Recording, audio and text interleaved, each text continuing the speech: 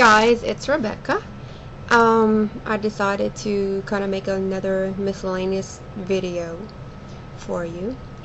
Um, oh yeah, first of all, I went yesterday and I bit the bullet and I cut all my hair off and basically put it back to a style that I used to have when I went to cosmetology school. It's a fun style. I can do a lot with it. And the reason I cut it off is because my hair is getting so thin and I wasn't liking length to it because of the fact that it was so thin. Ironically, when I used to cut it like this years ago, I used to get my beautician to go in and thin it out with the razor, so I really don't have to do that anymore because it's already thin. And I love it. You know, Robbie loves it, and so I was happy. And then I also got rid of the red that was in it, went back to my natural color. So I'm happy. I've been asked a few questions by a few different people. I have answered these people personally, but I was thinking maybe I should put these questions here. I won't name names or whatever. Your privacy is sacred.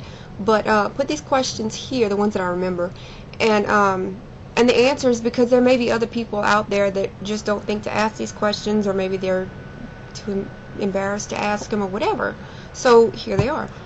The most recent question that I was asked was by one of my viewers. She said that she has a coworker who had bariatric surgery and has lost several clothes sizes since then. And she said that it seemed like her coworker was happier before the surgery, and that more recently she doesn't seem very happy. And she was wondering if maybe her friend was mourning food. My answer to that was, yeah, it is possible that she may be mourning food. But it's probably more likely that she is having trouble adjusting to the new her. You really have to be mentally prepared before going into the surgery. You have to look at it in a very realistic way. A lot of people go in and they don't have very realistic expectations. They expect to have the surgery and come out looking like a Victoria's Secret model.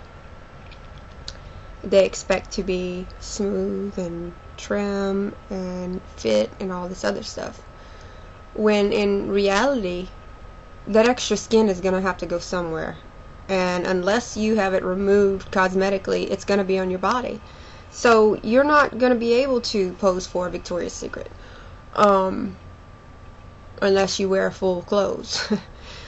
My personal experience, I knew what to expect because I educated myself prior.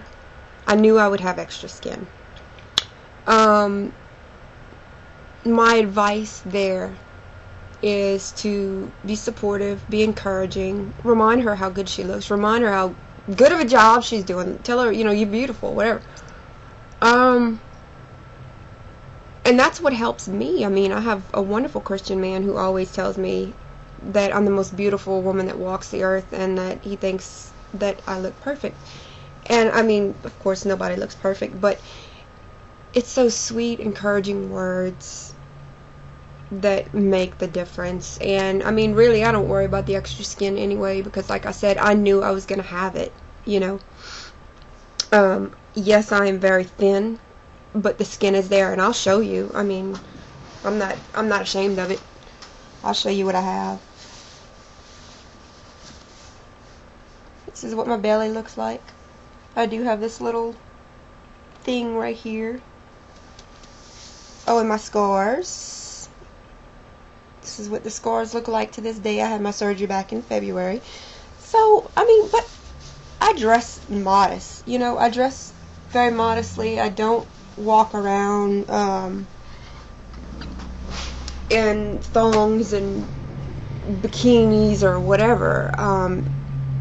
I've always been a modest person. Even years ago, before I ever gained weight and became obese, I was always a modest person. So, but anyway, I don't stress over the extra skin, but some people do. And some people have it a lot worse, unfortunately.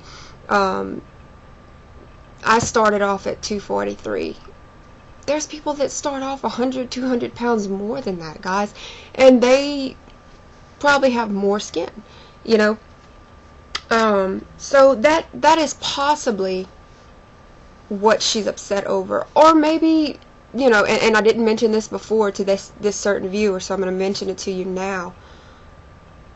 Maybe there's trouble at home. You know, if she was in a relationship prior to surgery, maybe the relationship is changing. I lost a roommate. I lost two of my best friends who claim to be my biggest supporters. But you know what? You learn who your true friends are. I have gained so much more. I have gained a wonderful fiance.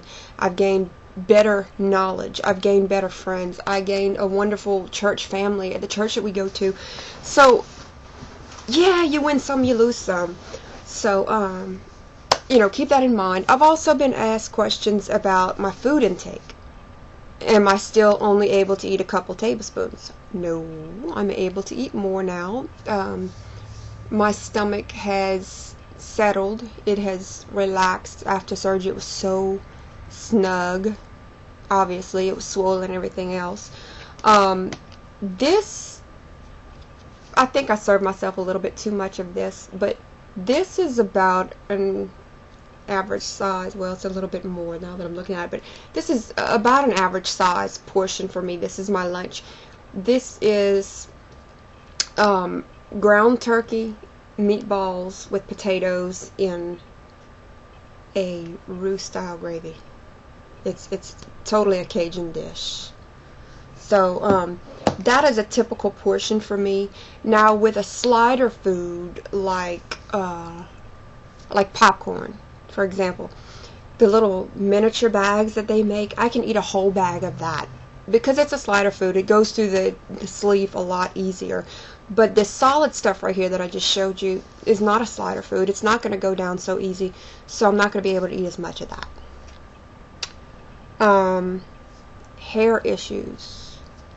Yes, your hair will most probably thin out. Not everybody, not 100% of the people lose hair, but a majority of them do experience hair loss or thinning of the hair, whatever. What I've been told is keep up with your vitamins, keep up with your protein, try biotin or whatever. I'll be honest with you, I have trouble with the protein shakes. I mean, I did find one that I like, the Muscle Milk, but it's out of my price range. This stuff is expensive, you know, and so I don't get my protein shakes as much as I should. I mean, but I do get plenty of protein when I eat, because every time I eat there's turkey in it or there's chicken in it or something. So, or eggs in the morning or whatever, bacon, turkey bacon. So, expect to lose hair when you stop losing weight. I hear, and I don't know, I haven't quit losing weight yet, but from what I hear, when you stop losing weight, your hair will start to grow back. You'll have to deal with all the little baby hairs coming in everywhere, and that's fine, you know, whatever. I don't mind the short look. To me, it looks thicker than it is with this style anyway, so, hey, go chop it off if it's a problem. I mean, you know, you might like yourself with short hair anyway. Clothes. Oof. I tell you what, I went to the store about a month ago, and I bought dress pants for church, 3 pairs, and now they don't fit me anymore. It's depressing. So